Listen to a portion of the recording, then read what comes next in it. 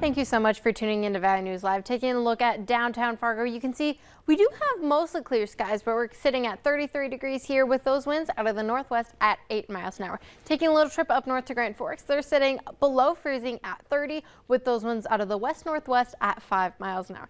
Now for everyone else, we're seeing those temperatures dip below freezing for most of the central part of the Red River Valley. Now this line right here is that freezing line. Out west, they're still above freezing with Bismarck at 37 degrees, whereas we also have Bemidji below at 29 with even Baudette at 33. Now this is due to some of the cloud cover, and where we're seeing some of those warmer temperatures is where we're still seeing some of those cloud coverage, especially over in Bismarck and just south of that Lakes country where they're continuing to be warm, and those clouds are going to try and continue to make their way south as we head throughout the next couple hours, but we're going to continue to see more build from Canada and move further south. Now this, I paused it right around 3 a.m. So if you are going to look at some of the northern lights, your best chance tonight will be right around 3 a.m. Your best chance will be just near Lakes country or in central North Dakota, as you will have those clear skies. You'll want to look along the horizon and see if you can see them peeping through the clouds. Now it will be a cold night tonight as we're continuing to see those temperatures dip below 20s and even into those teens. Around 7:30 tomorrow, we have Findlay and Langdon both at 18 degrees, whereas everyone else, especially with Detroit Lakes and Boston, at 20. So it is going to be a chilly start tomorrow morning,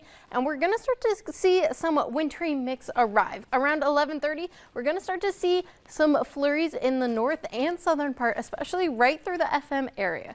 Now we're going to continue to warm up. In the afternoon, temperatures we're going to see in those upper 30s and even those low 40s. So if you are below that I-94 corridor, you do have a better chance at seeing some rain snow mix. But if you're above, you're going to get most of those flurries. Now, as we head throughout the evening hours, that does continue to push off into central and eastern Minnesota, and we do start to get a bit of break from those clouds, and those temperatures continue to dip back into those 30s and even those 20s. Now, tomorrow night's also going to be a good night, but tonight, if you do go out, you'll want to get away from those city lights, and you'll want to look along the horizon to see for a chance of those northern lights. But download the free Vino weather app and check for that cloud coverage to see if you are going to be in a good area. Now tomorrow afternoon, for your hometown forecast, along 94, we're going to continue to be having those temperatures in those 30s, whereas if you're below, we're going to have those temperatures in those 40s, and we are continuing to have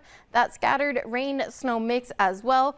But those winds, however, are going to be calm. Now, for your 7-day planner, we're going to have those temperatures in those 40s for the next couple days. We do have those temperatures in those 50s as we head throughout the rest of the week. We do have another system arriving on Thursday, but we will continue to start to see the impacts really on Friday and Saturday, giving us a bit of a wet weekend with those more chances of that wintry mix. But overall, spring does really arrive, I guess, next week as we get into May with those temperatures in those 50s. So April showers bring May flowers. Hopefully. I hope so. It looks like it. I'm holding you to it, saying that spring is going to be next week. I'm ready for it. Ready for it. We'll see next weekend for sure. Well, thank you so much, Shelby. Still to come on Valley News.